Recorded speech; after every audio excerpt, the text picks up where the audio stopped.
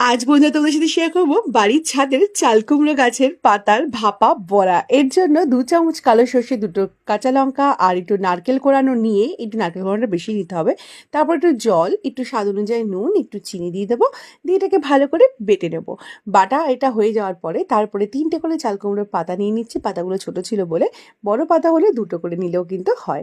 আর এই same process কিন্তু কুমড়ো পাতা বা লাউ পাতা দিয়েও করা যায়। খেতে কিন্তু দুর্দান্ত লাগে গরম ভাতে, মানে ঘি ভাতের সাথে এটা মেখে খেতে, অথবা শুধু শুধুও কিন্তু ভাতের সাথে মেখে খাওয়া যায়। এই পাতাগুলোকে এরকম করে মাখিয়ে, মানে পুর ভরার পরে একটা বেসনের ব্যাটার তৈরি করে, মানে চালের গুঁড়ো আর বেসন একটু নুন দিয়ে জল দিয়ে গুলিয়ে একটা ব্যাটার তৈরি করেছি। করে ওর মধ্যে ড্রিপ করে এটাকে এরকম করে তেলে ভেজে নেব উল্টে পাল্টে। তেলটা খুব বেশি দেবো না, একটু অল্প তেলেই এটা ভাজে নেওয়া যায়। তারপরে গরম গরম পরিবেশন। এই ভাপা বড়ার রেসিপিটা যদি তোমরা বাড়িতে ট্রাই করো তাহলে কমেন্টে কিন্তু জানিয়ে দিও রেসিপিটা তোমাদের কীরকম লাগলো।